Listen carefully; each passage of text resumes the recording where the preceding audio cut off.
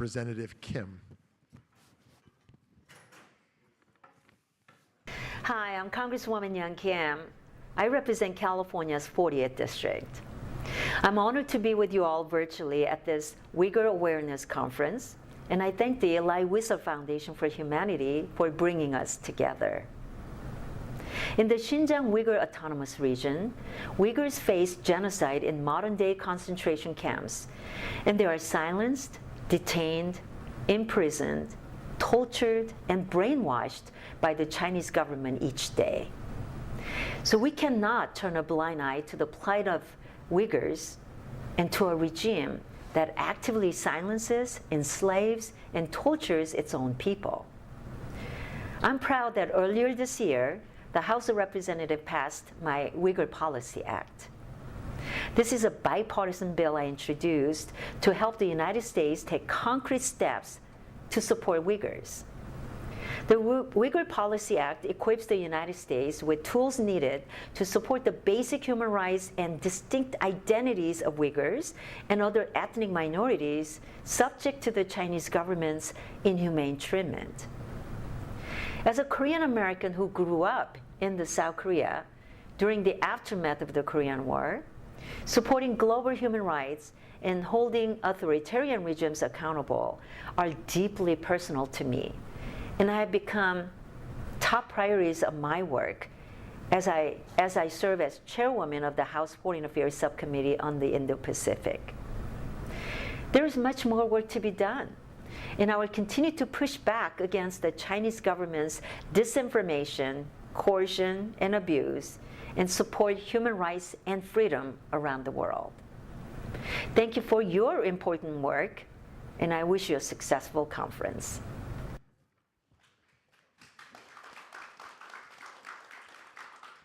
Friends, if you'll join me in taking a deep breath,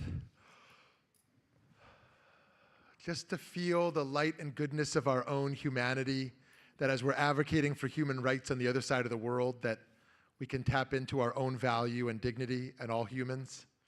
Yesterday was a heavy day, and I know today will be as well, but a very rich day of learning. And two of our main goals here are connection and action.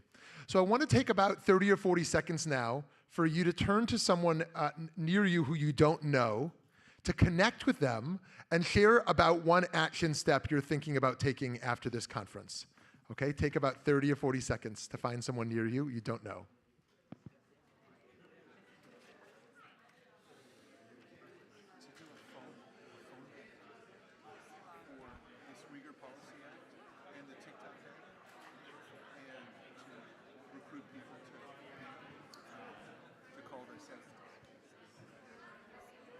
Good idea?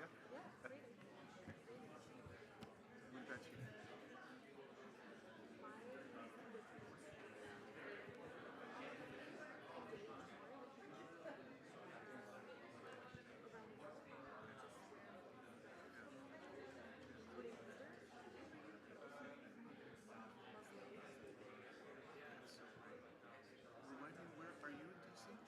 You're in Germany. Take about 10 more seconds.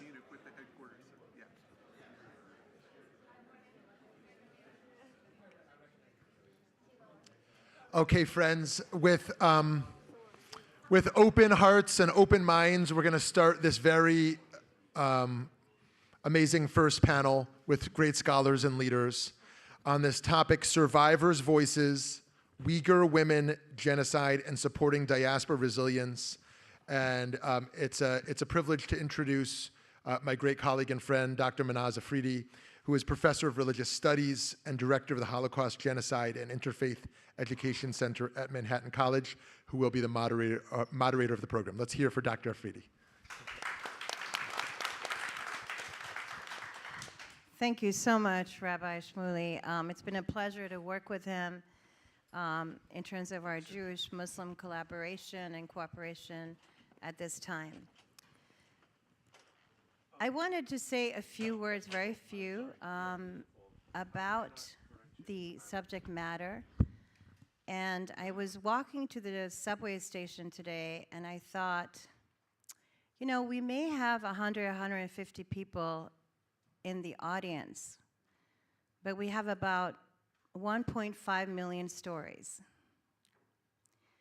And in my line of work, it's one by one. So I want us to think about being powerful, to retell the story, and that's part of what this panel is about. It's about witnessing. It's about testimony. How to begin this panel was a tough question for me last night. And as I've sat with survivors, whether it's Elizabeth Mann, who survived Auschwitz, or Renee Firestone, who also survived Auschwitz, and talked to women about the body, sexuality, humiliation, and shame. I don't know if you know this, but Elie Wiesel wrote a trilogy which included night. He wrote Day, Night, and Dawn, which are works of immense power. Wiesel had the strength to remind us that he grappled day in and out with the ghostly reminder of the Holocaust, and he pressed us to think, to help, to reach out, and to never forget these lessons. In the novel Day, or in the memoir Day, he asks, how does the survivor of the camps ever view the body as a sexual site thereafter? Can the body be a source of pleasure after it was a source of so much pain? Most notably, Day is all about lost women. The narrator is haunted by memories of his mother, his grandmother, women sexually exploited, both in the camps and after. The narrator wonders if his own suffering can overcome the harm. Night is about the boy and his father, but Day is about the women lost, and in the narrator's present. Immediately upon reading Day, I felt that these were the themes that I had been working on in my work on women and genocide, starting with the Holocaust, Bosnia, rape camps, Sudan, Cambodia, and of course, Uyghur women. I began to wonder how women were going to survive the trauma, memory, and survival in a world that might not even understand.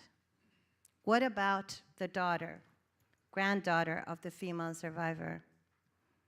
For me, this has brought me to three major questions. Question of women is a constant weapon for violence, destruction, and destruction of a culture. The propagation of a people, rape, unfortunately, has been also a debate in our society. But how do we grapple with the deep violence that can capture the suffering, the resilience, and the hope in both the survivor and the diasporic communities? We have today an amazing panel of people. Marigul Tursun, she is a Uyghur camp survivor who has an amazing story about how she was captured, imprisoned, moved in and out of camps, and shows the resilience that we all need to hope for. Anila Ali is the chair for Pakistan International Religious Freedom Roundtable and the American Muslim and Interfaith Women's Empowerment Council. She's a great ally and speaks up for women of all faith. We are honored to have her here.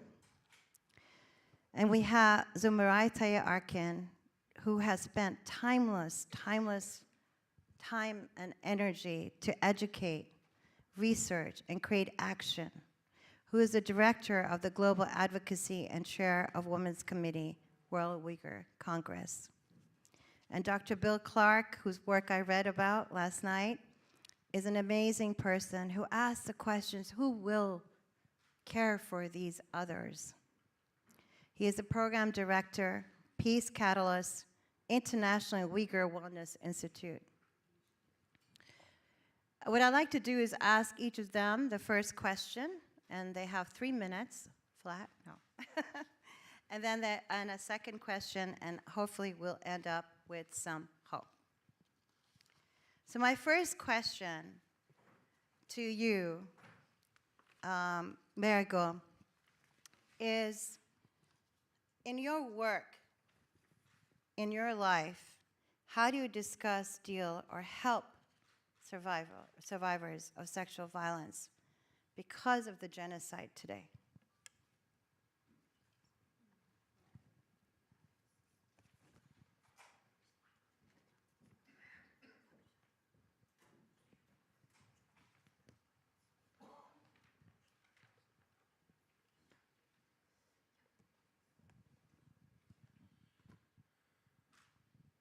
Hello, everyone. I am glad to meeting with all here today.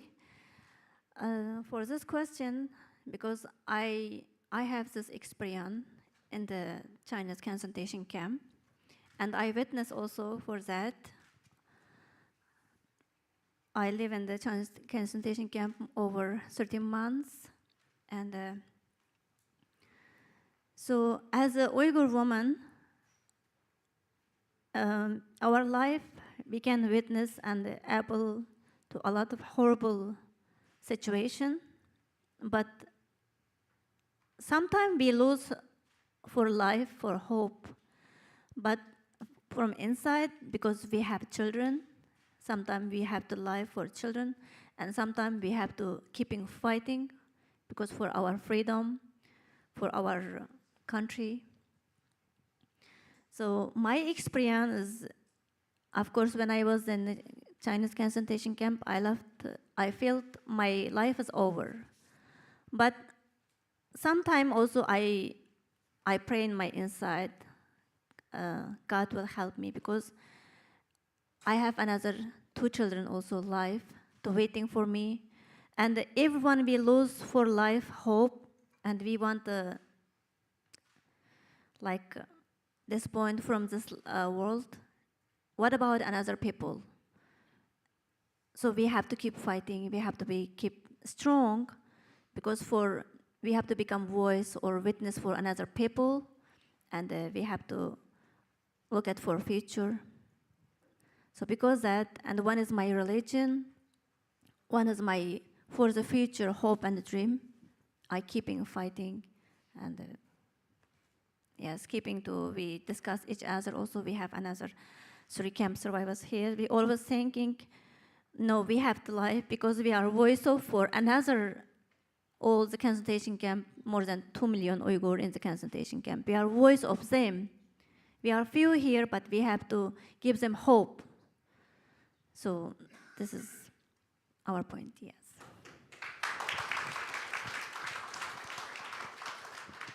I mean, I think that is exactly what you're doing, the work you're doing for this as a victim. And I think that's the most important thing and the most important voice that we can have here in our audience. I want to turn to Anila here and ask you, Anila, how do you have a women's empowerment group, interfaith. How do you deal with something like violence against women in your group? First of all, thank you so much for putting this forum together. I think it was high time that we discussed this issue and focused and highlighted it.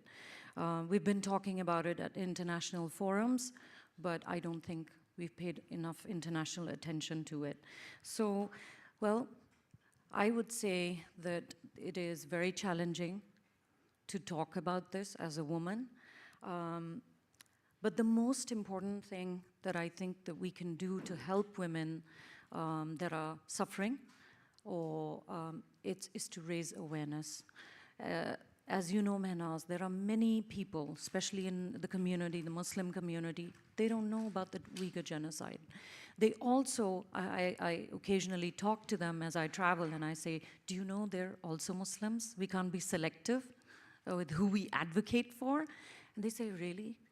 So we really need to, as all of us here who are advocates, we need to awaken that conscience of everybody, the collective conscience of the Muslim world as well, and support these women refugees. From what I have seen, it is very traumatic to go through this and then to wake up every day and have to live a normal life. But it is your faith that will come in and help you. It'll guide you. Some of the women that we worked with, they have these, tremendous secondary traumas that they wake up with, depression, isolation. And as you know, in the Muslim community, we don't talk about these issues. There were some imams who came and told us that, sister, can you go into the mosque? Can you talk about mental health support services, culturally sensitive support services, as we've seen with the Syrian refugees, coming out. Now, in the Muslim community, we don't have a lot of these services. And what people don't know, and I would like them to know, is that whenever it came to helping women, victims, refugees, Syrians, Afghans, Uyghurs, Rohingyas, it was the Jewish community that came forward and helped us. Now, when the women come in, when these families come in, as a diaspora community, we can give the support, but we are also not that organized. The welcome call with the United States State Department, they reached out. We're trying to find Muslims to help them. We're trying to find Muslim women doctors for the women, and we don't have them. And then we have to say, it's okay, you can have this. We need to understand that we are stronger together. The Jewish Federation has worked tirelessly with us in helping settle these women, find doctors, find legal aid, find resources, and help them get over this. You can never get over something like this, but at least to become functional in America. And like she said, give hope to others that are in the camps. But it's a crucial role that we all play, and we must continue to do so. Thank you so much. So Marate, Anila has just spoken about sort of the lack of support, the silence that goes on in a lot of Muslim communities. Even when I work with Bosnian female survivors, there's a lot of shame, and it's a very hard thing. So with your work, you've been working with women, you're doing more research, you're creating a network for Uyghur women. Can you shed light on that for us, please? Sure, thank you so much, Mahnaz, and hello, everyone. I want to first engage with you all. If everyone could get their phones and go on slido.com. So you just go on Safari and just write slido.com. I'll give you a second. So it's SLIDO. So you'll be redirected to a page with the code. Do you have the code? Okay, so the code is 3210078. So 321008. Oh, 78, sorry. 3210078. Do you have a question that popped up? 3210078. Yeah, so the question that should come up is, in one word, what comes to mind when I say trauma? So I would like you to enter the first word that comes to your mind.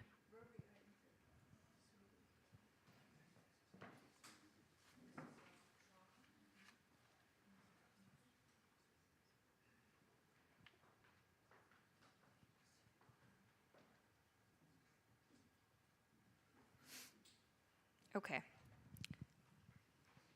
I'll give you another 10 seconds. 3210078.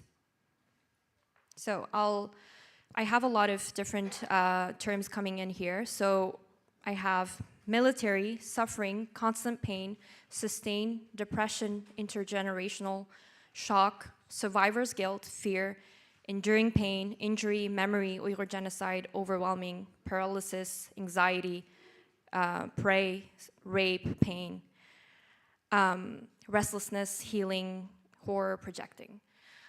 If you notice, all of these terms are focused on the negative aspect of trauma.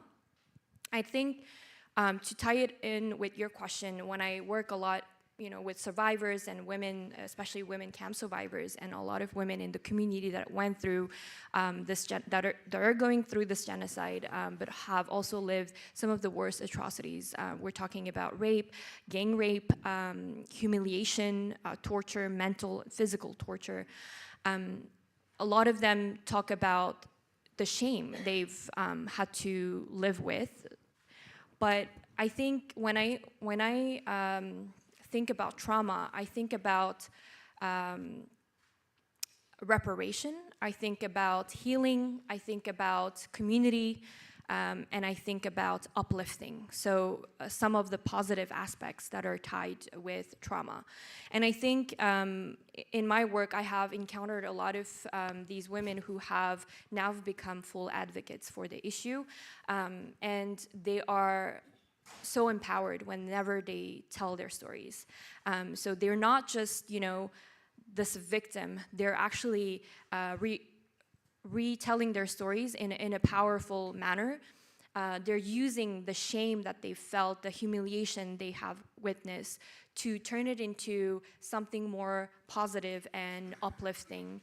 And I think you said that you work with the Bosnian communities, and a lot of these abuses are tied to shame. But I think in our community, in the Uyghur community, we are very, we encourage women survivors to speak out.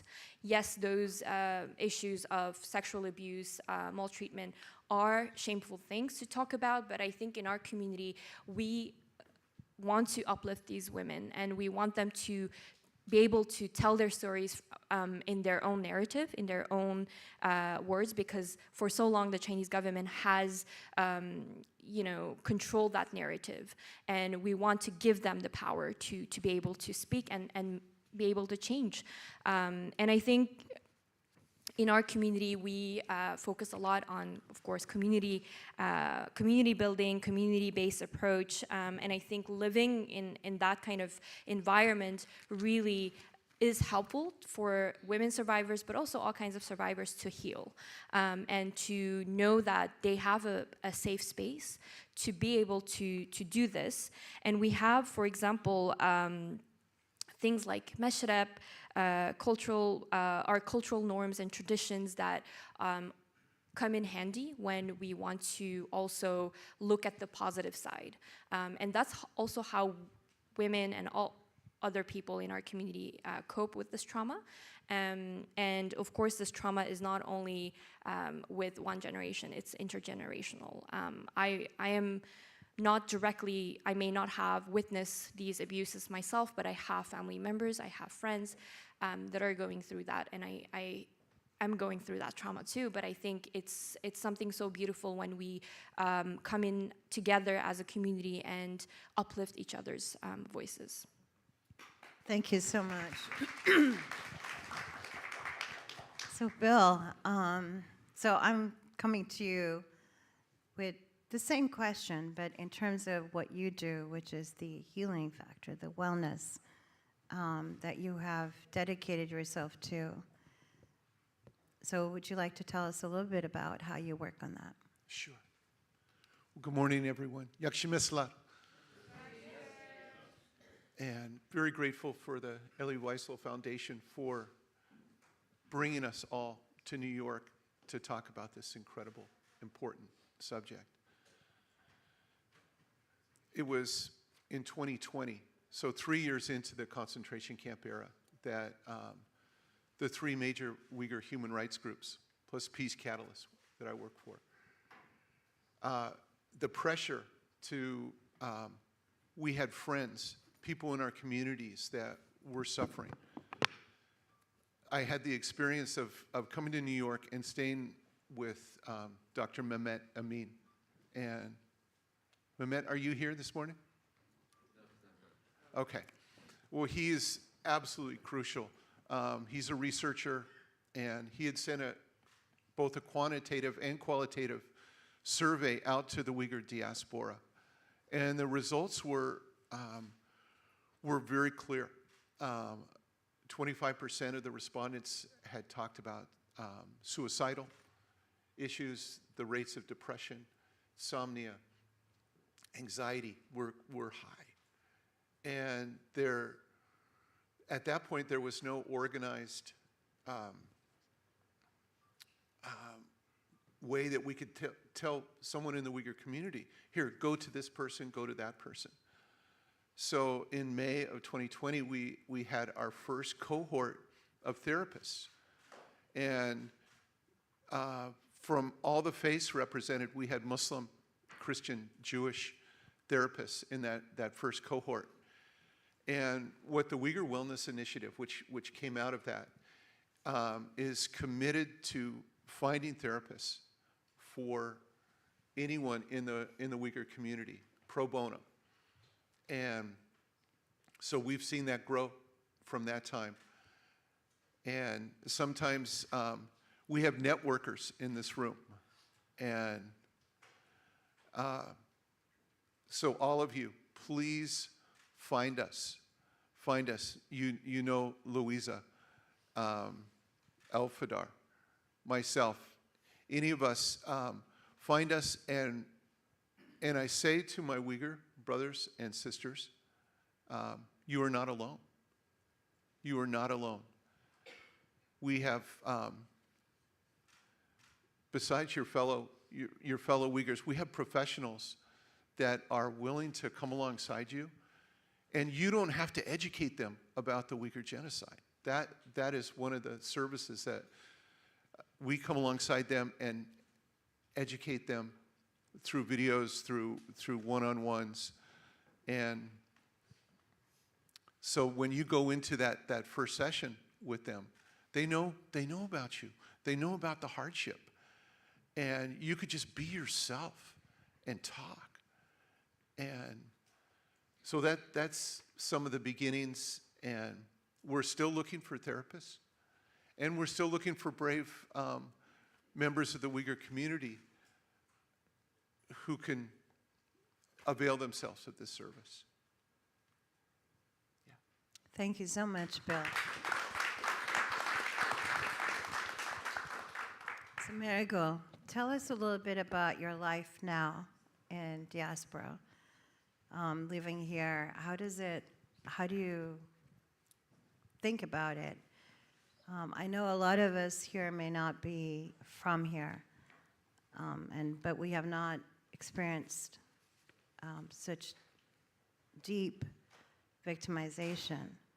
And it's still hard for some of us, right, to adjust as immigrants and being away from home and family. Could you speak to that? Yes, sure. My life here, when I first time I coming, I'm 100% sure I cannot live longer than 32 months like that. Yeah, because whenever people go out from concentration camp, they have injection. So when I left that time, they give me 2 injections from my arm. Then we come to Egypt with my husband. Then Egypt has this horrible situation. Then I left my husband in Egypt, and then I come to with 2 kids to US.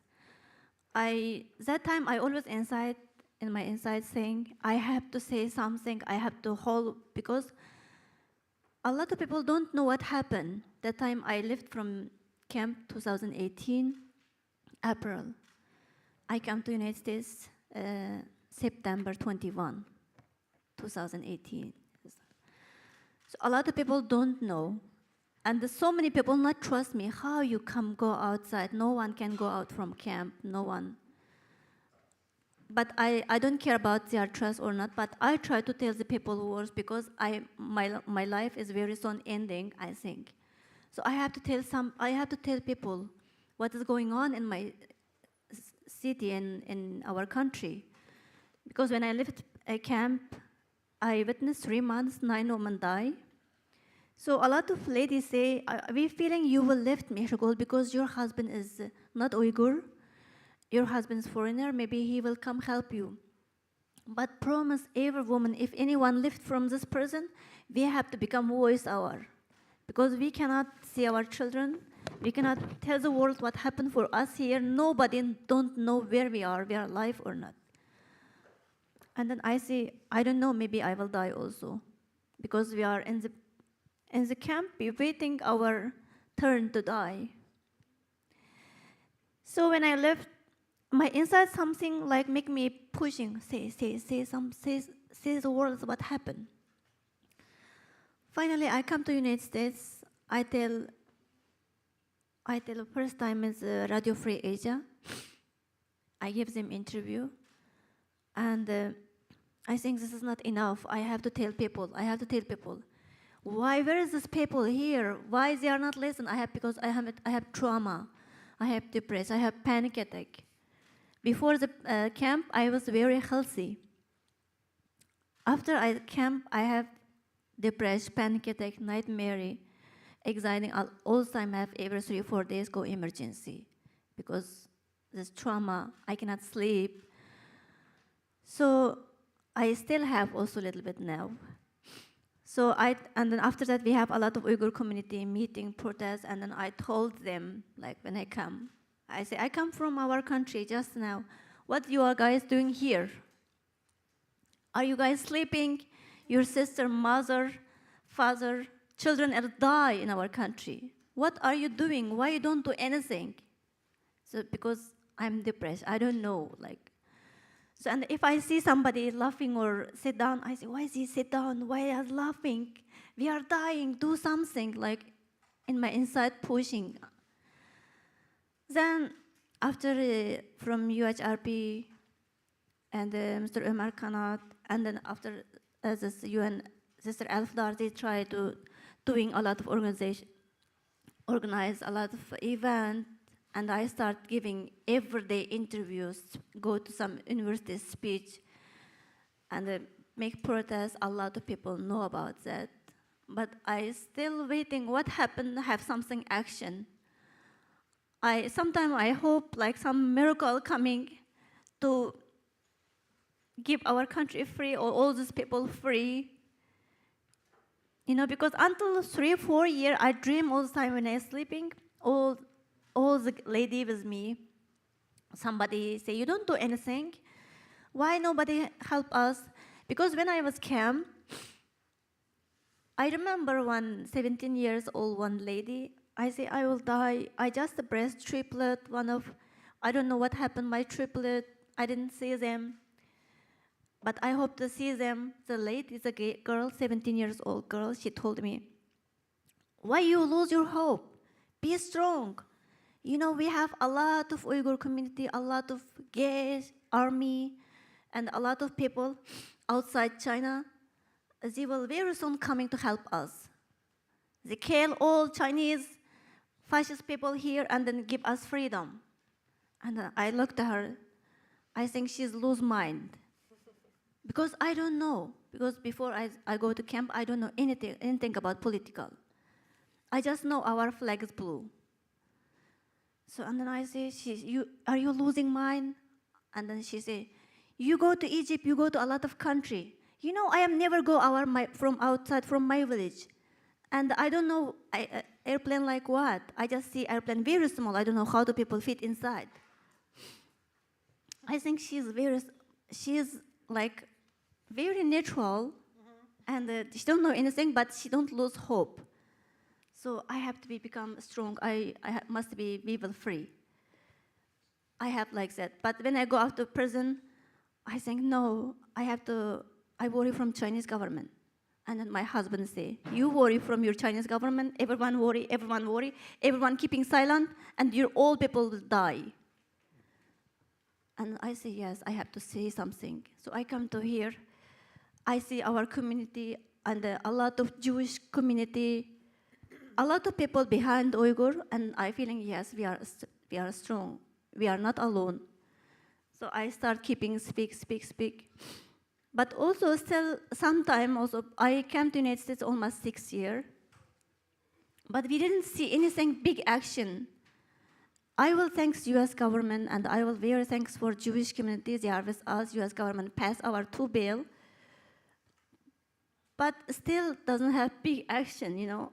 I hope to one day they are all free, and I have to go one day see my father, mother, sister, brother, they are alive or not. How is my country? I writing one book named is Place of No Return. It's describe every situation, but of course it's not enough. after me, we have another 3 camp survivors coming, testimonying, and the Canada government, brother Mehmet Tohti, make a lot of stuff, and the Canada government accept to bring 10,000 Uyghur. We are so happy, at least in some country, to help us, because we are diaspora, we are separating. Every country, but everyone holding Chinese passport. We are not Chinese, we cannot go back, we cannot update our passport. So a lot of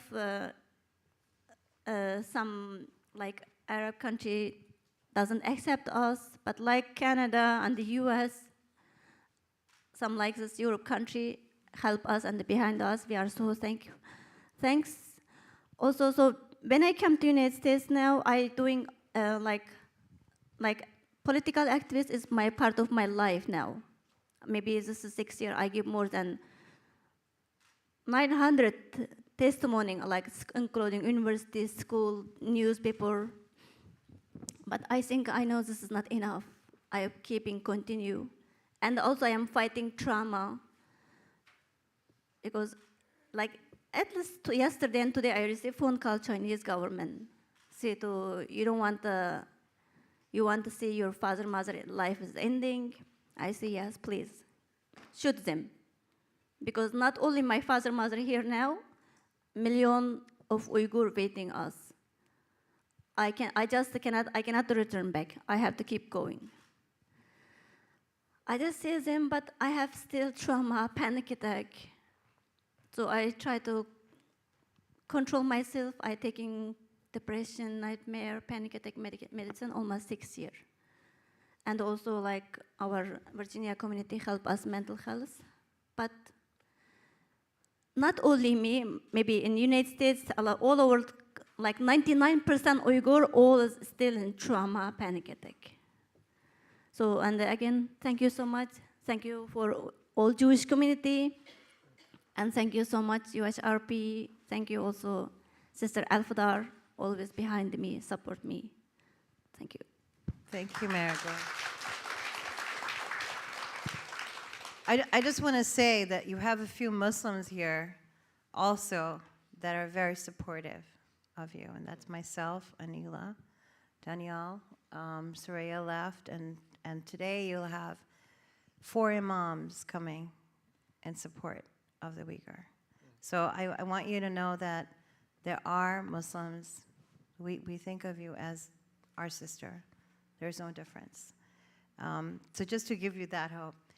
But speaking of hope, I wanted to, first of all, say, I know it's not enough, but it's a lot, what you've done.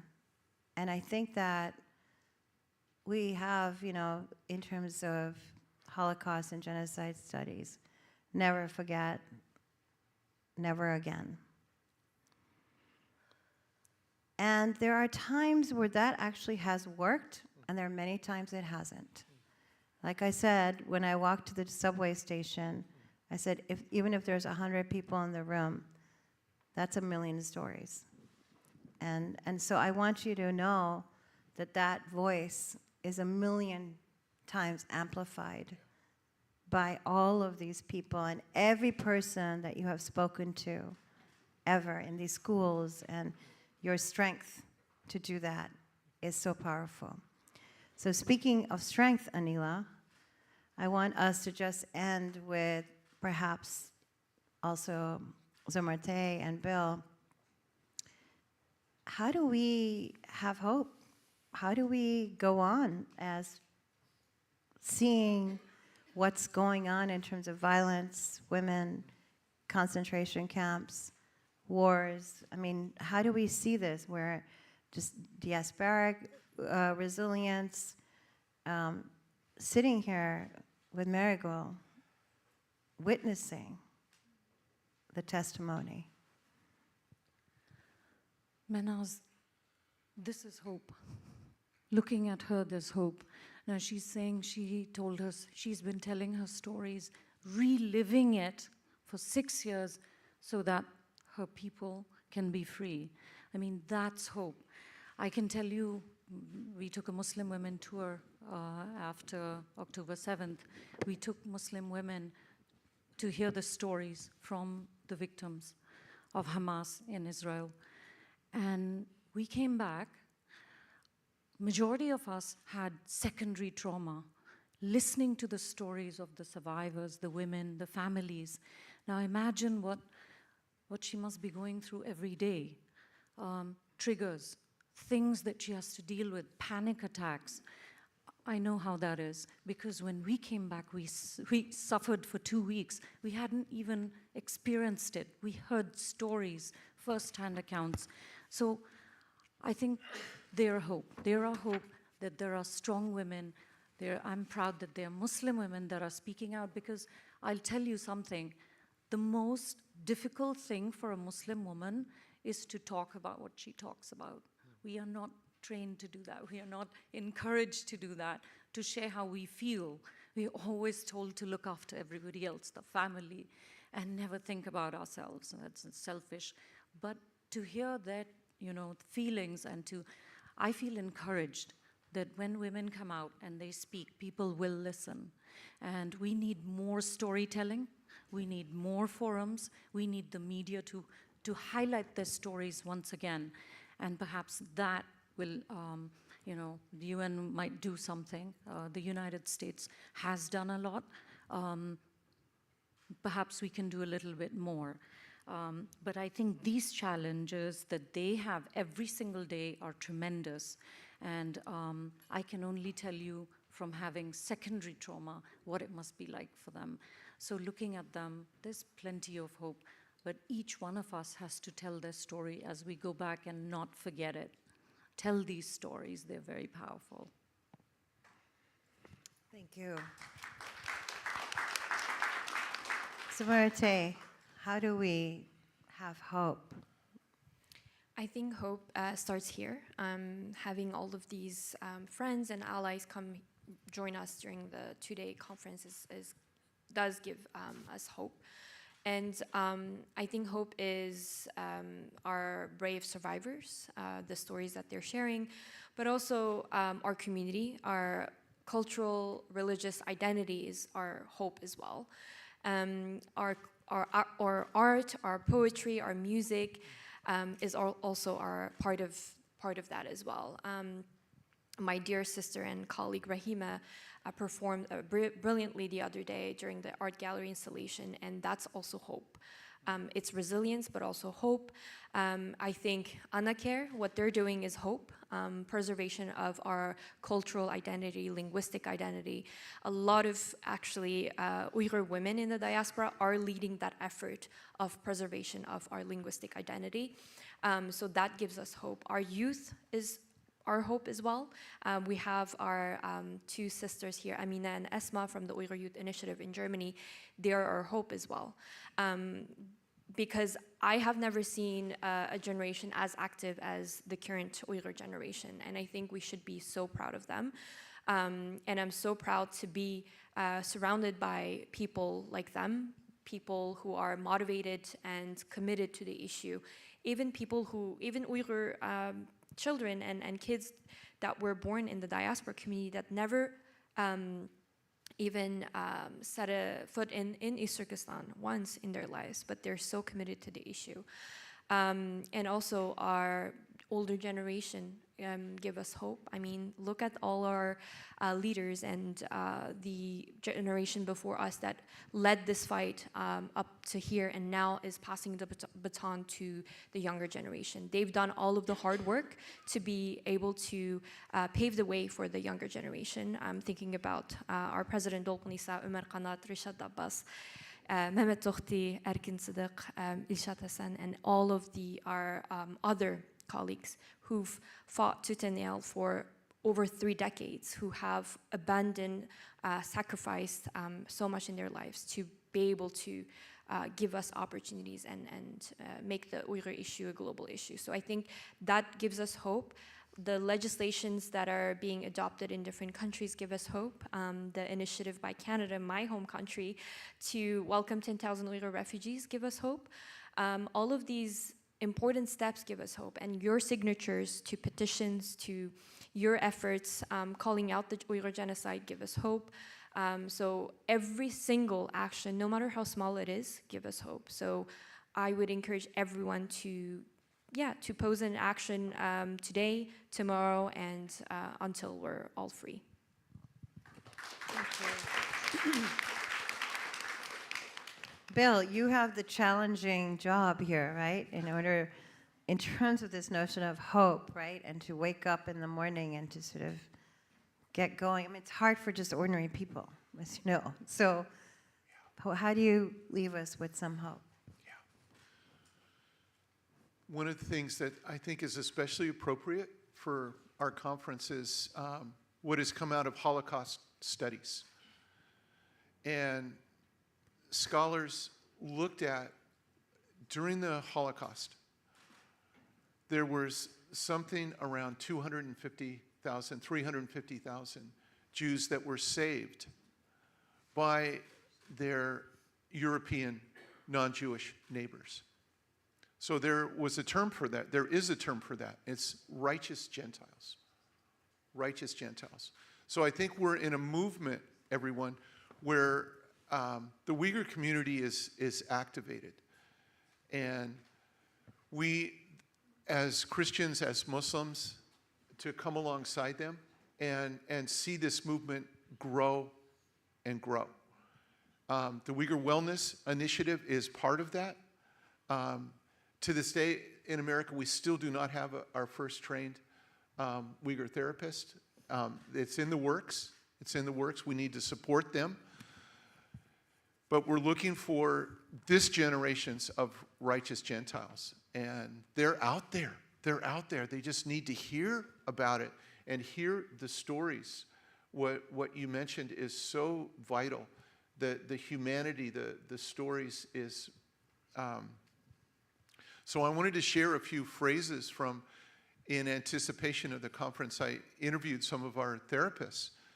And here are some of the quotes from them. It's like a flower in spring. This therapist said, as she sat with this particular person who is a camp survivor, she said, it's like a flower in spring. And many of our therapists, we ask them for 10 pro bono sessions. Many of them go over that. And if they have financial restrictions, we raise money and we'll pay for the rest of those sessions.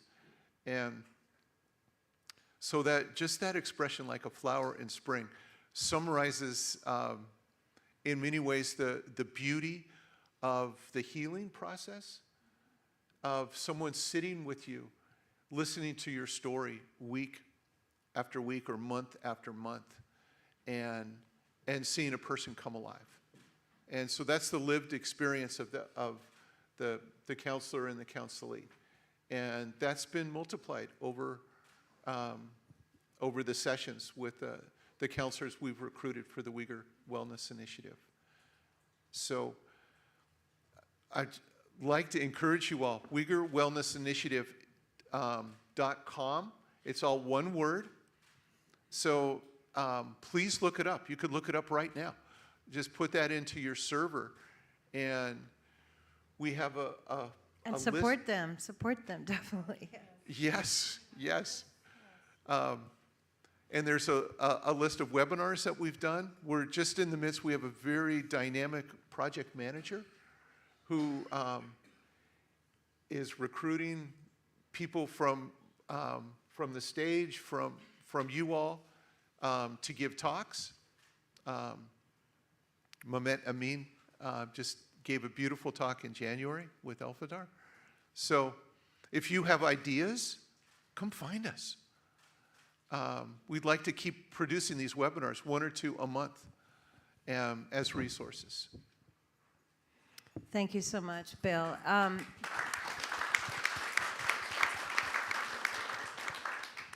You know, I'm so glad you talked about righteous amongst Gentiles, but you know, there is righteous among nations. And Muslims were rescuers of Jews during the Holocaust. In case you don't know, I specifically work on that. From North Africa and Albania, Turkish, Iranian. So there is a whole vast of understanding. And I'm just going to end with this, is that it's not necessary to be Muslim or Uyghur to care about the Uyghur genocide. It's not necessary to be Bosnian or Muslim to care about the Bosnian genocide. I've dedicated my life to the Holocaust, and I'm not Jewish. And the most important thing we can all do for one another is to speak up for one another and show that unity and solidarity that we have unfortunately left behind because of religious differences and racial differences and national differences. If you understand that peace comes from building bridges and not erecting them, then I think we could do a lot more for the Uyghur genocide. Thank you so much.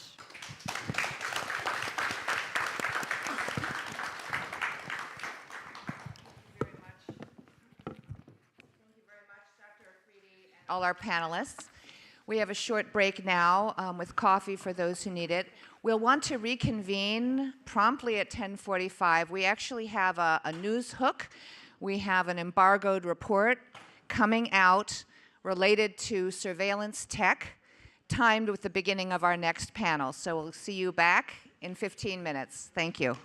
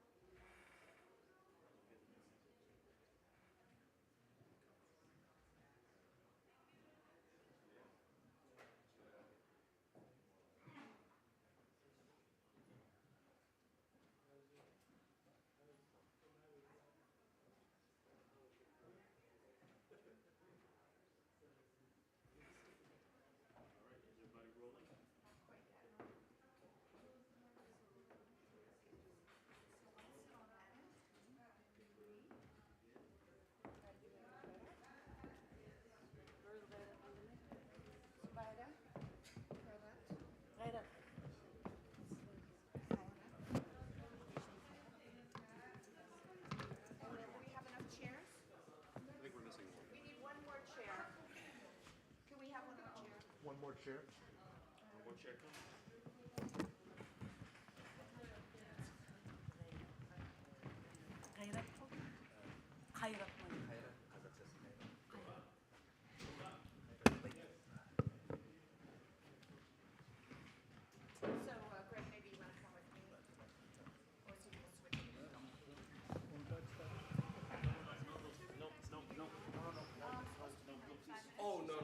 Don't move. Okay, move back.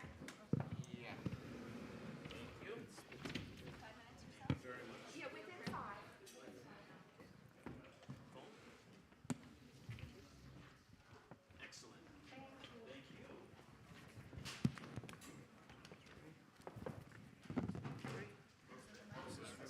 I'm going to stand here. Yeah, thank you. Thank you. Sorry, didn't plan ahead. Forgot to. So thank you, everybody. This is good. I will be cueing you. Cut yourself off before you finished your points. Or make your points first so that I won't cut you off. And then we'll finish around 11:45, even though we're starting 5 minutes late. Thank you.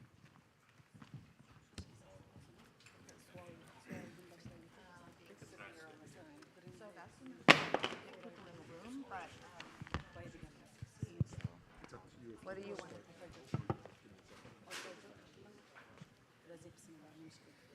Baba,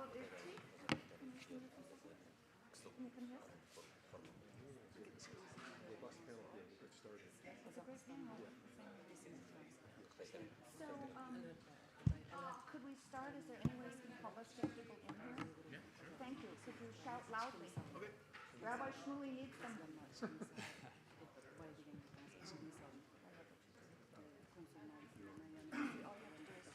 Yep. Get the panel and you.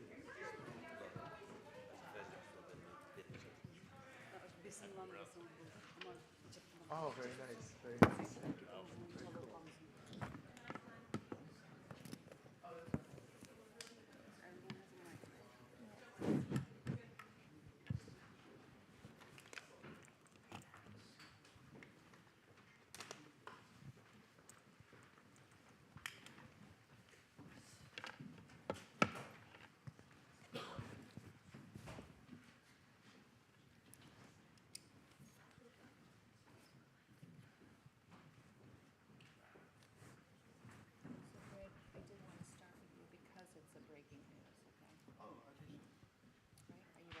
Okay, dear friends,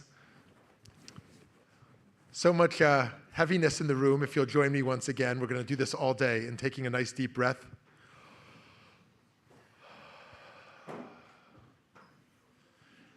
And with all the suffering we're exploring, also feel the joy in the room, the joy of solidarity, the joy of coming together. A big part of my spiritual practice is learning to see the unseen, learning to see beyond the surface level. And the title of this panel, Revealing the Unseen: China's Surveillance, Tech, and the Long Arm of Repression Across Borders. Incredibly urgent and important topic. And it's a privilege to introduce our moderator, Louisa Griva, who I have been incredibly impressed with over the last few months working with her. Enormous expertise, incredible passion. Let's hear for Louisa Griva. She is the Director of Global Advocacy at the Uyghur Human Rights Project, and just a remarkable leader. So please, I'm going to hand it over to her. Let's once again hear it for Louisa Griva. Thank you, Rabbi Shmuley. It's a mutual feeling. We go a great deal to Rabbi Shmuley, as well as Dr. Menaz Afridi, as two ambassadors for the gathering this week. Again, my name is Louisa Griva. I work for the Uyghur Human Rights Project. I'd like to now thank my colleague Zubaida Shamsuddin for serving as interpreter for Khairat when he's coming to speak. I will introduce each speaker as they talk. I'd like to start, because of timeliness issues, with the breaking news, or the embargoed report that I mentioned just half an hour ago. We're glad to welcome Greg Walton, who has been a researcher related to a number of issues close to the problems of human rights and the technological and bureaucratic means to carry out repression. He's with Turquoise Roof. I encourage everyone to go to turquoiseroof.org to learn more. But Greg, could you tell us what is the news that just went out over the press releases just within the last 10 minutes? Sure. Thanks, Louisa. So, hi, I'm Greg Walton. I'm a cybersecurity researcher. I've been working with Tibetan organizations for perhaps 25 years or so of targeting by the Chinese state and their proxies. I've been tracking this issue for some time. As Louisa mentioned, a few minutes ago, we released a bulletin about targeting of the Tibetan government in exile, of the Dalai Lama's private office, and other NGOs. This research is based on our analysis of leaked documents from a commercial spyware provider. So this is a company based in Chengdu. Those of you who follow these issues will already be aware of this company. It's called iSoon. And hundreds of documents leaked out of that company perhaps 2 months ago. So we've been digging into these documents and seeing what do they tell us about the targeting of Tibetans. And because this company is tied to a threat actor or a group of cyber espionage operators who also have been targeting Uyghurs, everything in the report that applies to the Tibetan exile community applies equally to the Uyghur diaspora. So I thought, in fact, when Louisa invited me to come and talk about this topic, initially we were going to talk about domestic surveillance, which we've also been researching. That is, we're looking at systems in place in Tibet to track kinship networks and to do social network analysis of Tibetans, ordinary Tibetans. Because of the timeliness of this report, what we're doing in this current bulletin, which we released a few minutes ago, is looking at the way in which domestic surveillance is connected to overseas intelligence gathering. So, as I said, everything in the report which talks about the targeting of Tibetans could equally be applied to the targeting of the Uyghur diaspora. And I'd be happy to talk a little bit more about it once the discussion begins. Thanks, Louisa. Thank you. Very good. We will want to go into that. So for people wanting to look this up while in your seats, it's iSoon. That's I-SOON. Very good. I'd next like to go to another tech-focused topic. I'd like to ask Mr. Connor Healy. Connor is here from IPVM. He's the Director of Government Research. Actually, I'd just like to ask you, what does IPVM do? And once we hear what you do, a lot of people might be asking, why do you know anything about Uyghurs based on your company's mission? Could you explain that, please? Sure, of course. It's a question I get a lot. I think IPVM is a bit of a strange organization. Fundamentally, we're a group of researchers, and we maintain a publication, and people subscribe to it. And what we research is security and surveillance technologies, as well as businesses, everything from cameras to facial recognition to AI to things that people call AI, you name it. Basically, we never set out to be experts on China or Chinese surveillance technology, but it was impossible to ignore because China has built the world's largest manufacturing industry in this space, and because the level of unethical activity in that country is just staggering. And so that's how we took an interest in it, and we felt an obligation to report on it. We don't make money from that reporting. We don't make money from clicks, even if it gets attention. We do it because we think it matters. But to the extent that that's strange, I think it's only strange because people find it strange when you don't care only about money. We saw something that was wrong, and we felt that we could do something about it, or at least we could tell people about it. So how do you make your money? Why do people subscribe? Because you're evaluating you're rating different systems of surveillance or camera systems that you could set up at your building in New York or in your backyard or that kind of thing. In other words, people want to know, does this camera system work as advertised? And then people subscribe for that reason? Yeah, that's definitely an aspect of what we do. You know, we have a 12,000 square foot lab in Pennsylvania where we're taking apart hardware and software of all sorts of different types. It's a lot of large organizations, big companies that have a lot of sites. I'll give you an example. The so-called weapons detectors used in this building are something we've done a lot of research into. They don't work. And people pay to understand those insights that you wouldn't really find anywhere else. All right, so let's hope there's an upgrade for the safety of this building. Good, well, we will come back to you exactly. Now, I'd like to make the connection from the technology analysis and understanding the Chinese systems to the experience of individuals. So we will start with Ilshad Hassan. Ilshad Hassan has one of the people that Zumratai mentioned, working for several decades since he arrived into the US to bring a Uyghur point of view, and has served in the leadership of the Uyghur American Association, elected to several positions, including president most recently. Could you say something? You have testified before Congress about being on the receiving end of surveillance and transnational repression. Can you tell us about that, Ilshad? Thank you. Thanks for the Elie Wiesel Foundation, give us a chance, and especially give me a chance to speak for voiceless Uyghur. Yes, I had my first testimony in Congressional CECC in 2016, 24th of May. In that testimony, I, together with another one Chinese lady, Angela Gui, her father was a Hong Kong Swedish publisher. He is still in jail. Another one lady is Su Yutong.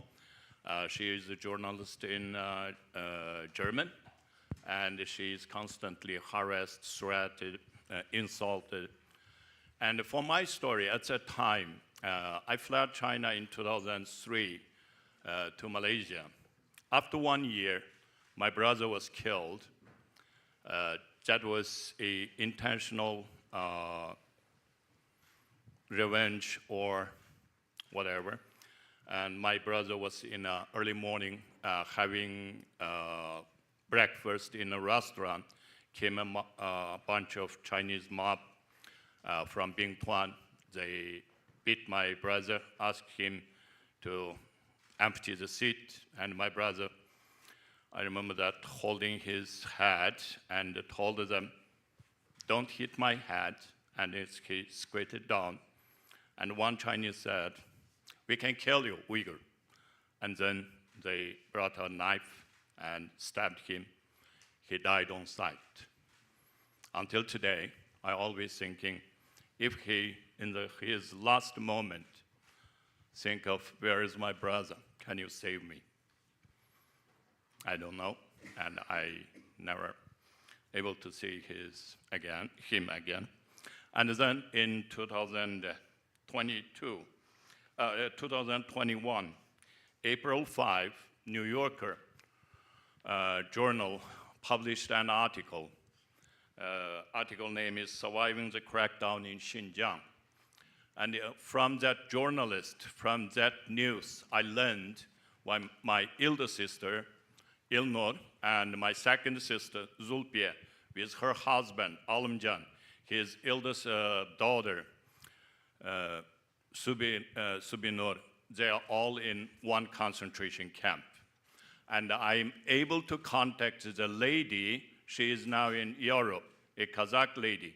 She was with my elder sister in the same cell. And according to her, my elder sister already broken down. Every day is crying. And my second sister, a few times, passed out in the flag-raising ceremony in that concentration camp. My elder sister, my second sister's husband, daughter, tried to help her, but the police dragged them out, not allowing them to help. And one quote from that news, the police officer in that concentration camp told my two sisters and others, "Your problem is your old brother. unless your brother dies, your problem cannot be solved. That is me. They're waiting for me to die. And my elder sister, actually, she was get arrested in 2014, 15th of August. That night, before that night, I was sending message to her. And the second day, no reply.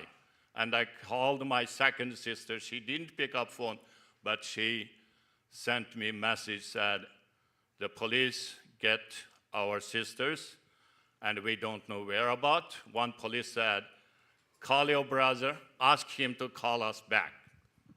That was my speech with my two sisters. And my third sister, until now, I don't know what happened to her. And my mom, last call with her was in 2016, August.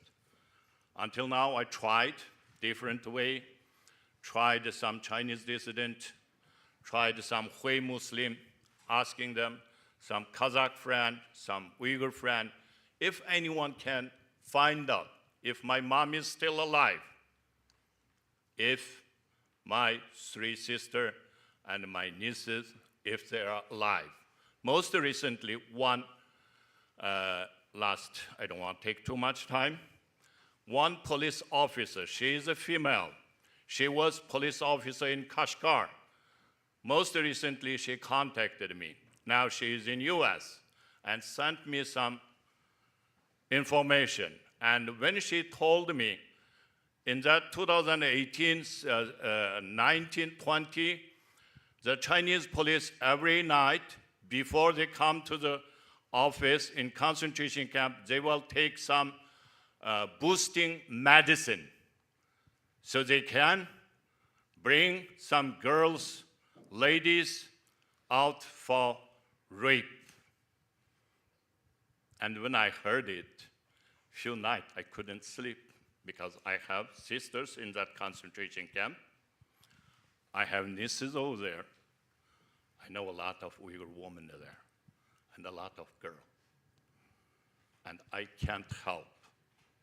When Zumrat died just moments ago, when she asked us to send that one word, my word was guiltiness. I felt I ruined my family. But it's not only me. I know everyone was same story. We will hear again and again from all of the Uyghur. But we have to have hope. This is the hope where it begins. Thank you.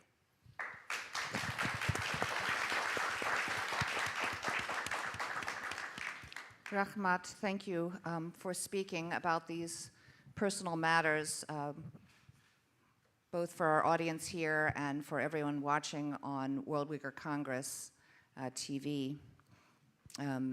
Very heavy.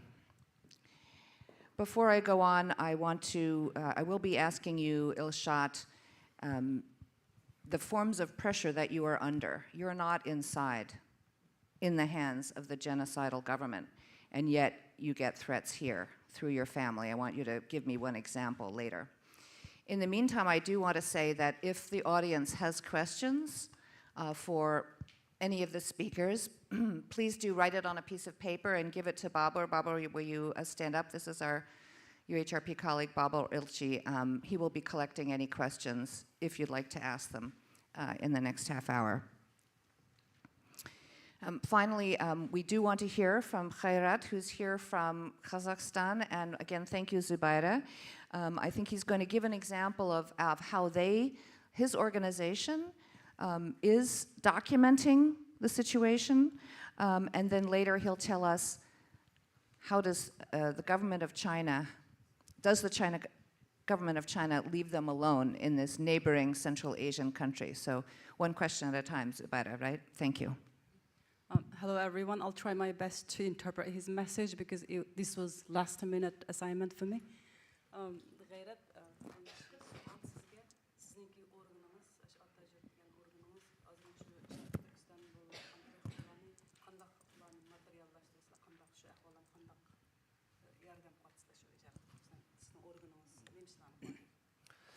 Assalamualaikum.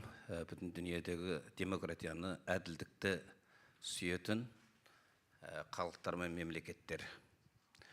Атажұрт еріктілері Шығыс Түркістандағы Қытай Коммунистік партиясының жүргізіп атқан саясатынан зиян шегіп жатқан ұйғыр қазақ қатарлы жергілікті ұлттардың құқық мүддесін қорғауды мақсат етеді.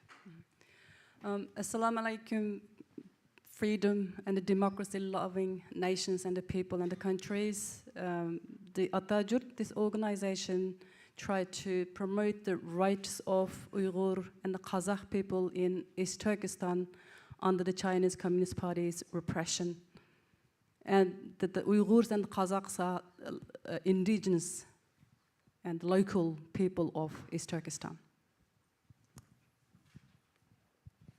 Very good. And can you tell us, does China leave you alone?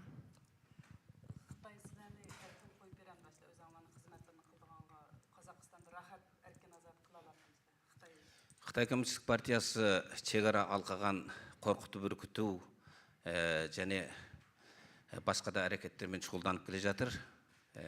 Оның China's communist government, actually they initiating transnational repression. They try to intimidate, threaten the people crossing the border. Қазақстанда мыңға тарта лагерь куәгерлері бар. Қазір оның ішінде 60-тай ғана ашыққа шығып, ақпарат құралдарына сұхбат беріп отыр. There are about 1,000 camp survivors in Kazakhstan, but among them only 60 people are speaking out what's happening to the people in East Turkestan. Біз лагерь куәгерлерін ақпарат құралдарына сұхбат беруге 100 адамға жеткізе алмай отырмыз. Оның себебі, олар Қытайдан шыққан кезде Қытай жағындағы 3 туыс туғанын кепілге қойып, егер Қазақстанға барғанда ақпарат құралдарына сұхбат берсек, немесе басқадай Қытайдағы лагердегі жағдайларды айтатын болсаңдар, онда осы кепілге қойылған Қытайдағы 3 туыстыңды лагерге қамаймыз деп, осындай қолдарынан қолқа алып жібереді. Сондықтан да мың лагерь куәгерінен лагерь ашыққа шыққан 60 кәне болып тұр. We are unable to reach together 100 camp survivors to give testimony to the media and other groups in our organization because of the pressure of the Chinese government. The Chinese government pressuring the Kazakhs, or people who cross the Kazakh border, telling them that if you speak out about the concentration camp, the situation in East Turkestan and what's happening over there, and 3 generations of your relatives will be sent to concentration camps and persecuted. Because of that pressure, nobody wants to talk about in Kazakhstan.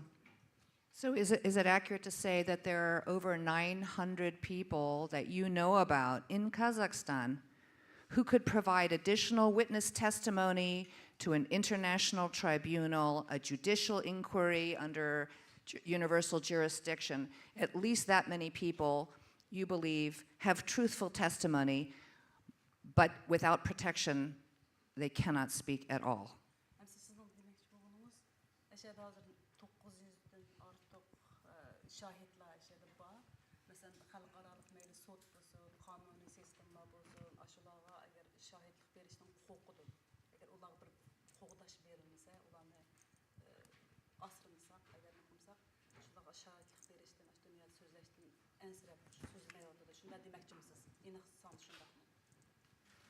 Yes, сондай. Correct. Thank you.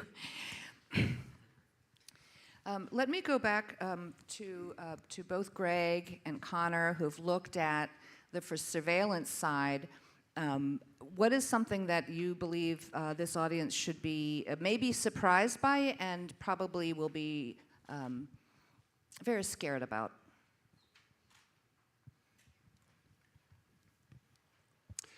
I would say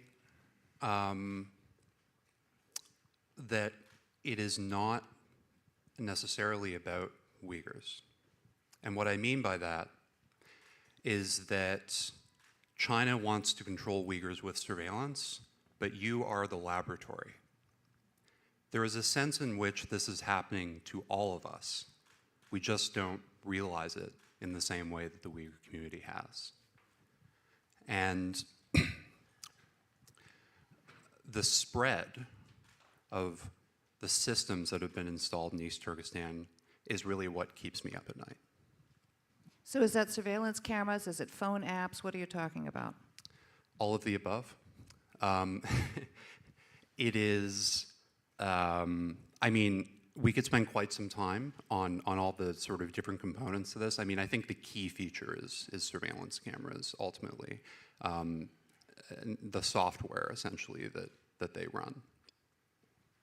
All right, can you name some brands, or can you say something about what should be done by the government or by consumers to, we don't control what surveillance cameras are on the streets of New York City. Who does? I mean, you'll be familiar with Hikvision, Dahua, Tiandi as well, Uniview. Those are sort of the four big ones. And then there are hundreds of other so-called brands that are just relabeled versions of it. I think that the problems with those companies have been well identified, and definitely continue to speak out on them. What can be done is, and this is not something I really see anyone doing, the US government and the West needs to start to provide an alternative for countries that are going to use surveillance technology. They're going to do it, but right now China is their only choice. This may sound like a strange point, basically. Basically what I'm saying is we need to build more surveillance technology, but we need to build it in an ethical way. Are you just anti-China? Why don't you like those Chinese brands? I don't like them because I don't believe in how they use the technology, and I think that they have a staggering history. I mean, look, a company like Hikvision agreed recently to build a fasting detection system for a university in China to check if people were practicing their faith during Ramadan. I mean, if that's the distinction you want, basically, that's what I'm against. I think that that kind of attitude, that just careless disregard for the impacts of your technology is what I'm against. Thank you. We do have a panel coming up on TikTok, which is an app at great dispute. You know, how much is it controlled by the Chinese government and serves the interests of the Chinese government, either on the information or the data collection, right? The content or the data collection. So if you have a view on that, think about how to say it before we end. So Greg, we have apps and we have camera surveillance, drones made by China, deployed in Tibet and East Turkestan, of course, also deployed elsewhere. Tell us what you mean by, is that part of the data weaponization? Your report is weaponizing big data, decoding China's digital surveillance in Tibet. What does that look like, and does it implicate the whole world, as Connor just said? Sure. We use the same analogy that Connor used just now. We talk about laboratories because both in terms of transnational repression, in terms of the targeting of smartphones in particular, that's a trend that we've seen over the last few years, the shift from targeting desktops to targeting diaspora smartphones. I think that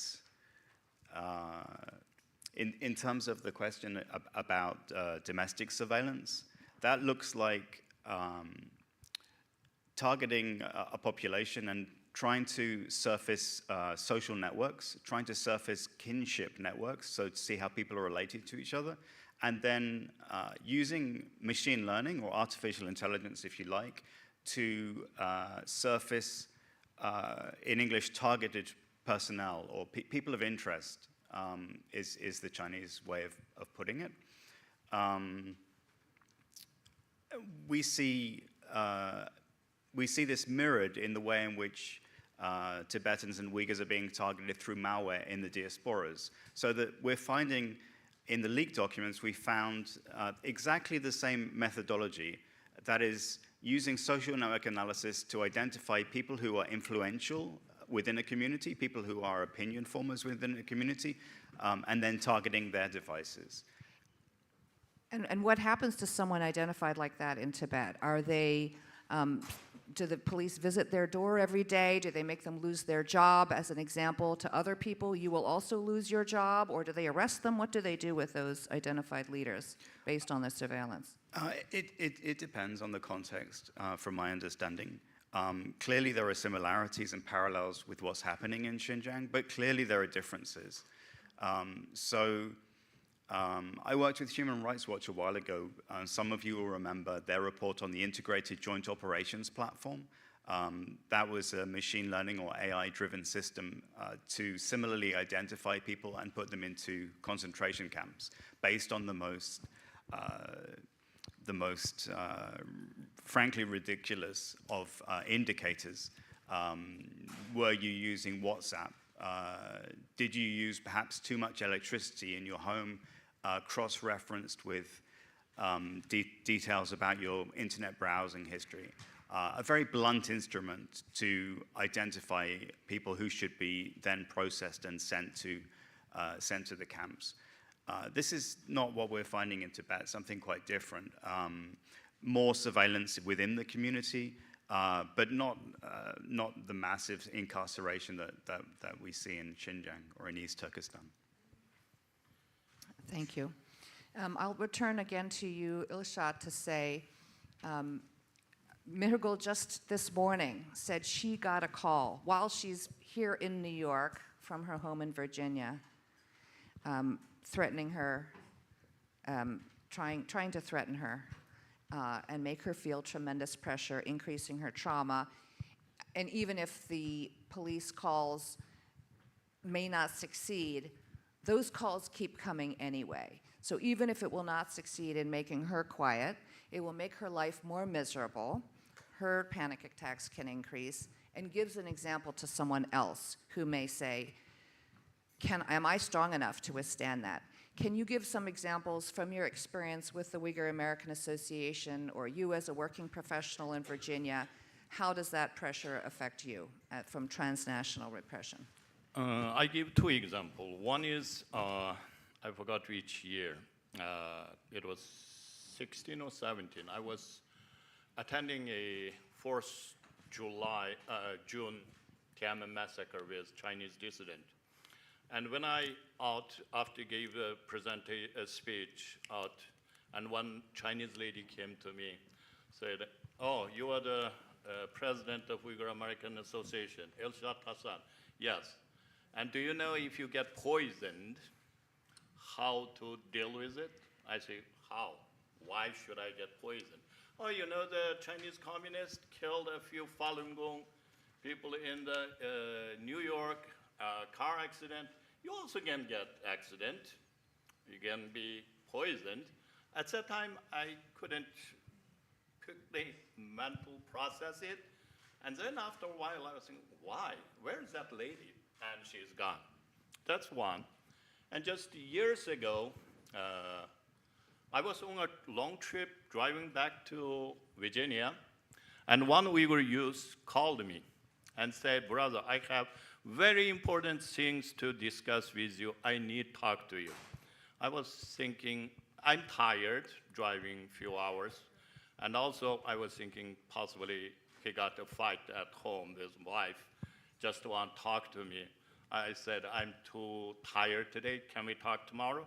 He said, "Okay." And then next morning, I was keeping busy with my work, and I didn't call afternoon. He called me, "Wayne, I need to see you."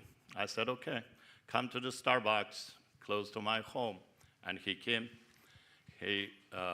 After we sit down, and first word was, "I work for Chinese government for a long time, and I want to let you know."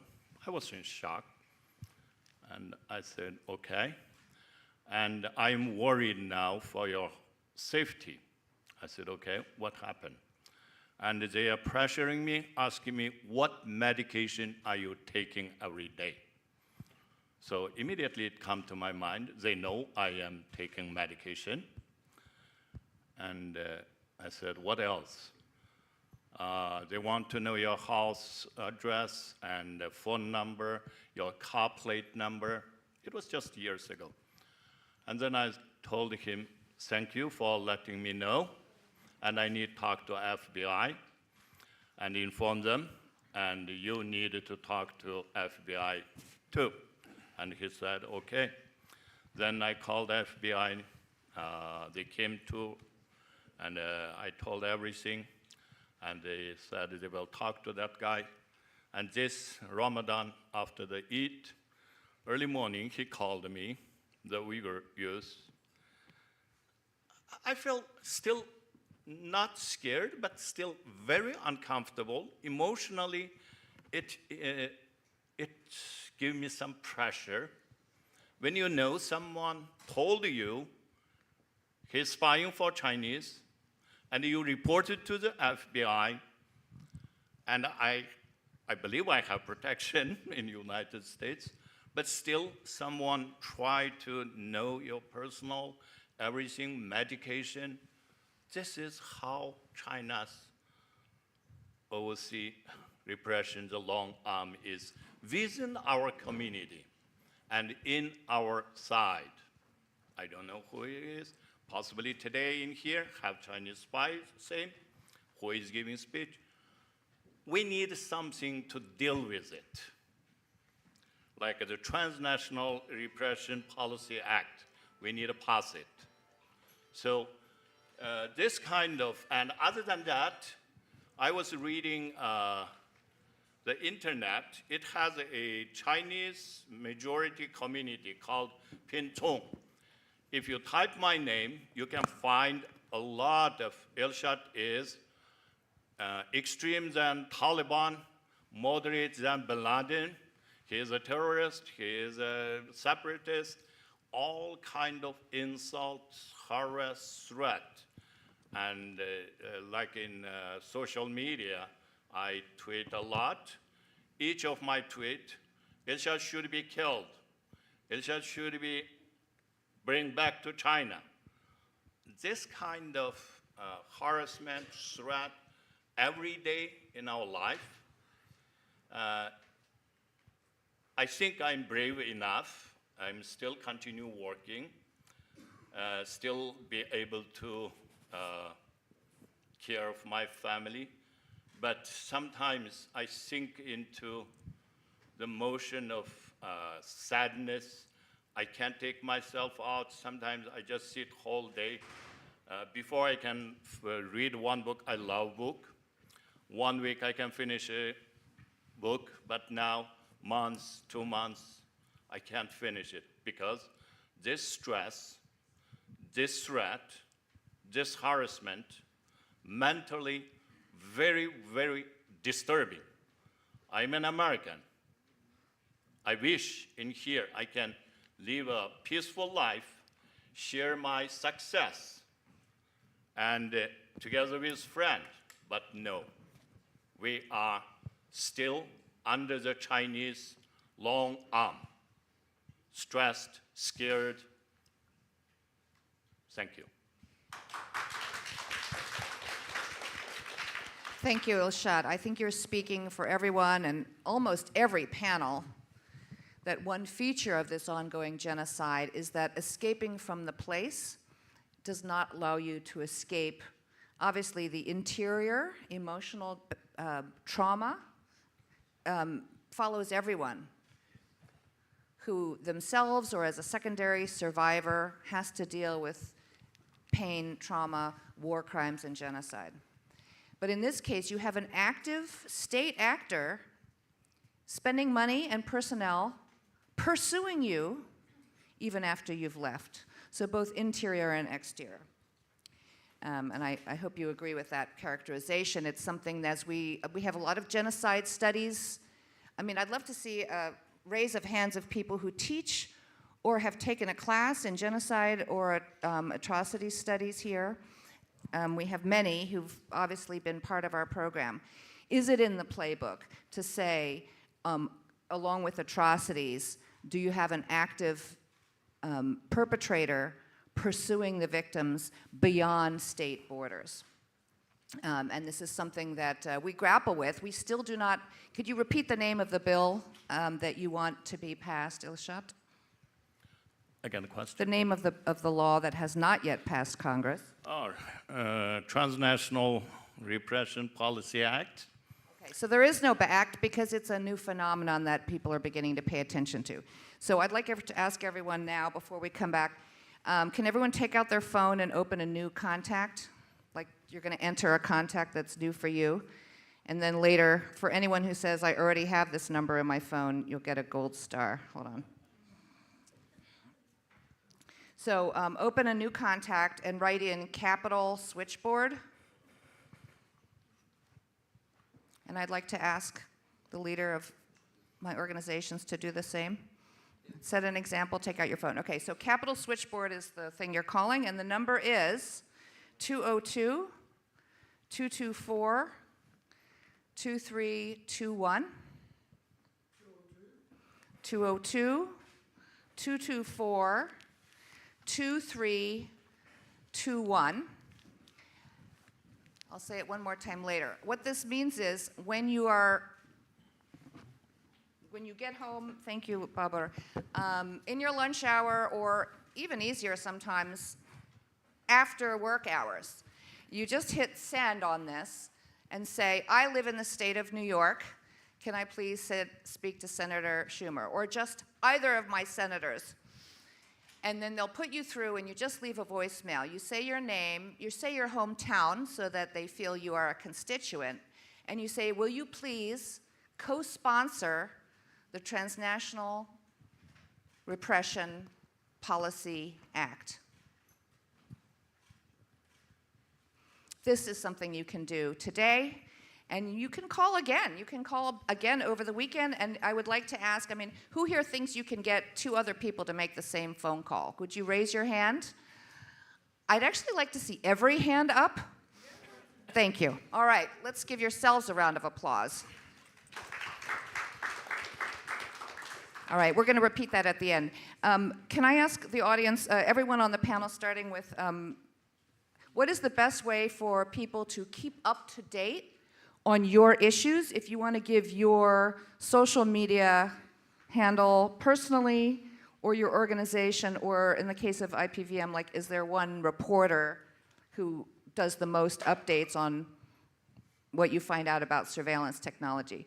So for Khairat, how can people continue to know about the work of Atayurt and maybe support it?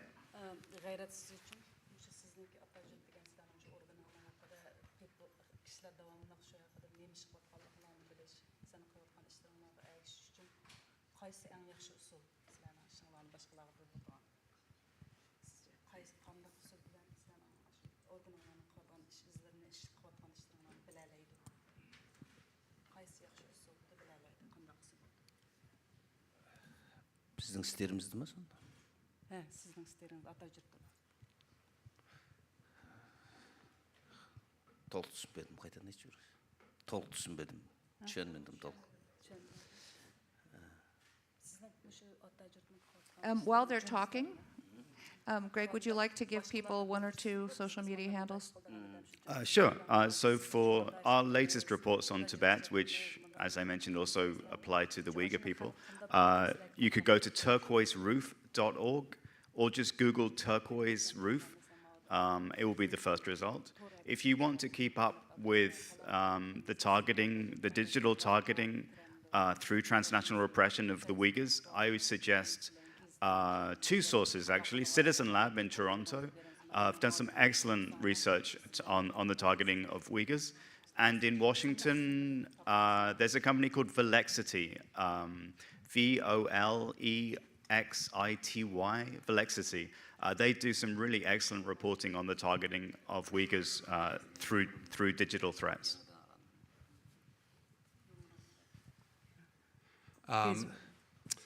IPVM, if you try to buy a subscription, I would don't. Anyone in this room, if you want access to our site, send me an email and I will get it for you. We charge companies, we charge agencies, but for people interested in the kind of research that's on this topic, I would like to make sure that you have access. You can, my email is, if you wanted, CHEAS ly@ipvm.com. Don't hesitate to reach out. Or if you didn't get that down, just info@ipvm.com. Just ask for me, they'll forward it to me. I don't tweet very much, unfortunately, but I am starting an email basically group where I'll send out our reports that would be relevant to Uyghurs and on China. So ask to be added to that too. So Ilshat, you have a very large Chinese language following, and if people read Chinese or don't read Chinese, how do they find out what you're up to? If it's only the Chinese reader audience, they can find out UHRP, Chinese tweet, World Uyghur Congress also have social media website, and some Uyghur American Association, other organizations, they all have that information. And another one very important source is Victim of Communism Foundation. They have China files over there, and also another one, Jamestown Foundation. They have Professor Adrian Zinn's a lot of report. You can from that to find out how the China was suppressing Uyghur and other information. Thank you. Біздің Атажұрт ұйымы 2017 жылы Қытайда осындай геноцид басталған кезде Қытай консулының алдында 2017 5 айдың 16 күні құрылған. Бізді қаржыландыратын ұйым жоқ, ешқандай үкімет жағынан бізде көмек болмайды. Our organization called Atajurt, it's established when genocide started in East Turkestan, which is in 2017, May 2017, it's been established, and we don't have any office yet. 2017-тен бастап кейбір бізді қолдайтын бизнесмендер офистің арендасын төлеп осындай жұмыстар істеп келді, бірақ Қытай жағының қорқытып үркітуінде көптеген бізді қаржыландырып отырған жігіттердің барлығы ақырындап кетіп қалды. Солай болса да бірді бірге жалғап, офис ашып, адамдарымызды толықтап жұмыс істеп жатырмыз. From 2017, the business people support us to rent a space to make an office, and we started to work from that office. But later, because of China's government's pressure and the threat, and many people who worked for us left. Қазақстан Қытайменен шекарасы ең ұзын мемлекет болғандықтан, Қытайдан шығатын ұйғыр қазақтардың барлығы Қазақстан арқылы көбінде осылай өтеді. Сонымен бірге Қытай Қазақстан ортасында без виза, визасыз режим бар бір айға. Осыған келіп кететін адамдар арқылы бізге көптеген хабарлар жетіп тұрады. О жақтағы лагердің жағдайын және о жақтағы ұйғыр қазақ қатарлы халықтардың қазіргі ұшырап жатқан Қытай Коммунистік партиясынан ұшырап жатқан нәрселердің барлығын біз сол кісілер арқылы біліп тұрамыз. Between China and Kazakhstan border is very long, and also many people crosses that border.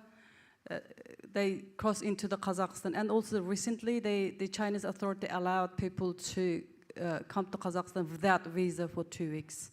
So that's why we are able to collect many latest information through the people who's crossing the border all the time. Сондықтан Қазақстандағы Атажұрт ұйымы тоқтап қалмау керек, жұмысын жалғастыру керек. Осы Шығыс Түркістандағы геноцид тоқтағанша Атажұрт ұйымы жұмысын тоқтатпайды деп білеміз. Тоқтатпауға уәде береміз. That's why the Atajurt work shouldn't be stopped, and we promise that it should not stop until the genocide in East Turkestan stops. Бізде енді Атажұртты барлығы біледі, өзіміздің жеке телефондарымыз бар, және бұрынғы сайттарымыз бар, сол арқылы хабарласады. Офистеріміз жақында тоқтап қалған, бір айға қайтадан офис алып ашқалы жатырмыз. Міне осындай Қытай жағының қысымынан кейде ашылады, кейде тоқтайды, жабылады, осындай жағдайлар бізде болып тұрады. Sorry, it's a lot. Recently, our office was closed before, but it's been about a month. It's reopened again. We want to continue our work. Қытай жағының тәсірінен біздің офистар кейде ашылып, кейде жабылып тұрады. Our office is on and off just because of Chinese influence, but it's sometimes closed down, but sometimes. But we promise that we want to continue to serve. Орнымызда адресimiz de өзгөрүп турады. And also even our location, the address has always changed because. Эгер байланыш жасаушылар болатын болса, мына нөмір жазбаса болады. If anyone wants to contact with us, please write down my number. +7 +7 777 777 826 826 77 50 777. Facebook нөмір осыған хабарласса қосып алып. You can add this to your Facebook account. Жұмыс жалғасады, тоқтап қалмайды. But our work won't stop.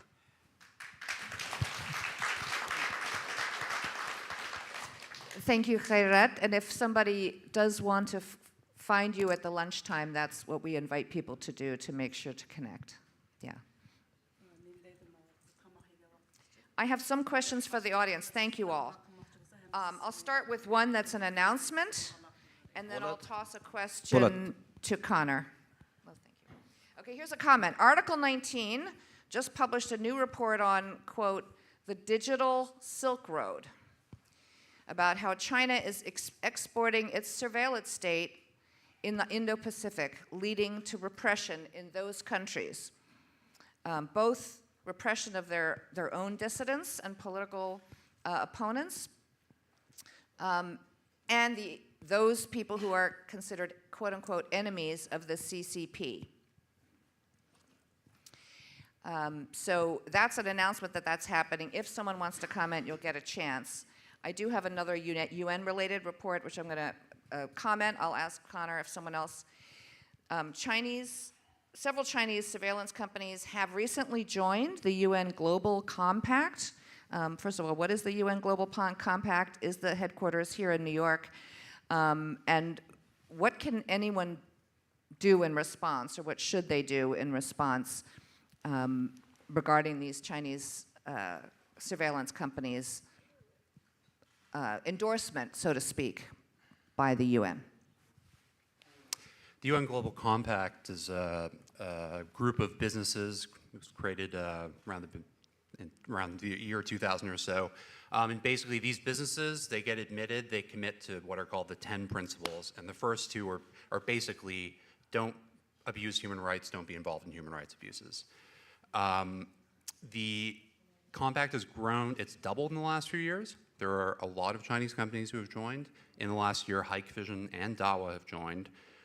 What you can do is they have an integrity measures policy. According to their own policies, you can file an integrity complaint. Here, speaking of emails, BOMBIS at unglobalcompact.org. That is their integrity officer. And if you just Google UN Global Compact integrity, it'll come up.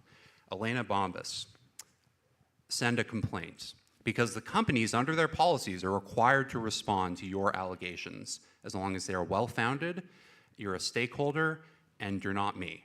Because, they rejected my complaint because they said that I was part of the media, and that they actually buried in the policy it says you can't, but other people can. So you should do that. It's appalling. The organization's chaired by the UN Secretary General. I mean, the idea that Hikvision and Dahua are committed to this, I know I'm going on, is just absurd. Can you spell Hikvision and Dahua for people who don't follow? Spell it, did you say? Hikvision. Dahua is Dahua. There are a variety of others, and they have a database online, by the way. There are a whole bunch of other companies. I'm focused on surveillance, but there are others you could object to. Another shortcut is to visit the UHRP website, uhrp.org, go to the research tab, and look at the first page, and you'll find a report on Dahua's links to human rights abuses in East Turkestan, another short report on Hikvision's links, and the third one on DJI drones. And so you'll find those there. Click on the research tab. And in fact, we did issue a press release calling upon the UN Global Compact to reject the membership of organizations that have been widely documented to specifically put in place technological tools for racial profiling of Uyghurs and Tibetans in order to commit human rights abuses against them. All right, let me see if there's another question here. Praise for IPVM and asking about other organizations. You've already listed several. Thank you, Greg. Also looking for more research, so I think it's great people want to do more research. Talking about surveillance of Tibet. Again, can you give an example, Greg, of people, of any influencers or journalists or publishers, so not Tibetan diaspora members, but institutions that are not Tibetan that have been also targeted for some kind of intimidation or undermining or trolling based on suspected to be linked to the fact that they are uncovering abuses in Tibet or any other abuses by the Chinese government. So, Louisa, the question is, people who've been targeted by the Chinese state but aren't Tibetans, but they were writing about Tibet, or? Yes. Or if anyone else has such an example. The victims of communism also was targeted. Yeah, I mean, everybody's been targeted, is partly the answer. I'm trying to think of really high-profile cases, but anybody, more or less, who's written about Tibet over the last 22, 23 years has been targeted, you know, in some way by targeted malware. So it's not just targeting Tibetans. I mean, a good example in the US would be epistemic communities of scholars, of academics who study China, but don't take a particular position on the question of East Turkestan or Tibet. They've been systematically targeted over the last decade or so, just for being academics who are interested. And in terms of journalists, the Foreign Correspondents Club of China, based in Beijing, was targeted very heavily between 2008 and 2010, and they were being targeted just for being foreign correspondents in Beijing. Thank you very much. All right, I think we have time for we have new questions coming in. That's good. I don't want to keep people from refreshment and lunch and the deep breath that Rabbi Shmuley asked us to take. All right, here's a very practical question. Is there an organization to contact for people who have examples to report of transnational threats and harassment outside the United States? So, Ilshad, can you again say, if you're here as a Uyghur American, the FBI is our domestic law enforcement body that is supposed to look at crimes that violate Americans' rights, like threatening to kill you or your family. Yeah. Yes, I believe now FBI have a Uyghur working group, so call the FBI, and if it's emergency, call the local police, tell them what is the threat. So FBI is a little bit slow in reacting, but police is quick. I happened twice in front of my yard, somebody in the car taking picture just last year. And then I called FBI, no one, and I called local policeman, Prince William. They came 20 minutes, but just before they came, they ran away. So yeah, that's the quick answer for that. So Connor is Canadian and Greg is from the UK. From the UK. Do those governments recognize they need to start collecting those databases, and it is their obligation to protect the civil rights of everyone living in those two countries? Is there a number you can call? I think the advice given, call the police if it's an immediate threat. Certainly, I know that the security service, MI5 in the UK, is taking interest in transnational repression of espionage targeting refugees. But those are the connections that would be made via the police. If you receive a suspicious attachment or something that doesn't look right, you could send it to me or to anyone else like Citizen Lab or Access Now have a digital helpline. So if it's specifically an internet threat, there are plenty of people who can help you with that, and that will get to routed through to researchers. But in an emergency, the police are the people to contact. Same thing in Canada. Definitely call the police. The RCMP is the FBI equivalent here. I will say that Canada appears to have totally lost the plot at the moment. So I don't know. They might not do anything about it. And if you're in a position where you feel comfortable, contact a journalist. If you don't know who to talk to, you can email me and maybe I can help you find someone. Not everyone's in a position to do that, but just because Canada needs to hear about that kind of thing at the moment, so, yeah. Thank you. I really was thinking about surveillance-related threats, for example, the phone calls or meeting somebody in a room. Very often, there's not an immediate threat of violence against you. It is a warning. It is an attempt to intimidate. It is an attempt to make you afraid to do your work because somebody will be surveilling your email or your phone calls, and therefore you don't communicate with people.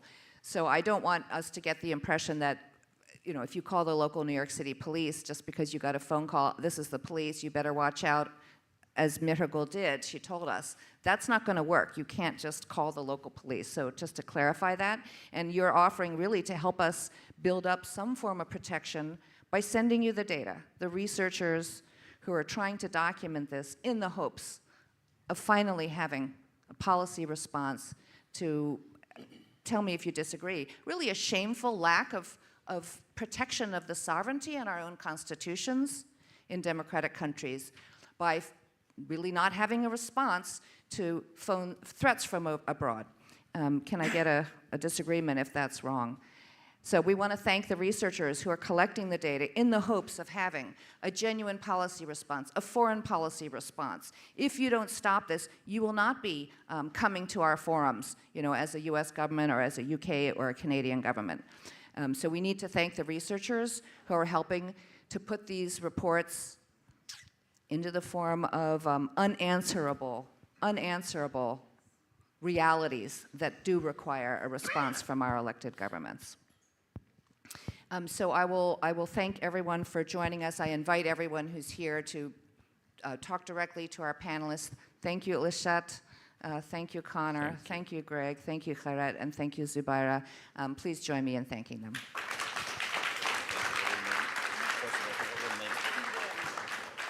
I'll announce now that we do have a light lunch served, and we look forward to seeing people back here at 1:30 p.m. Thank you.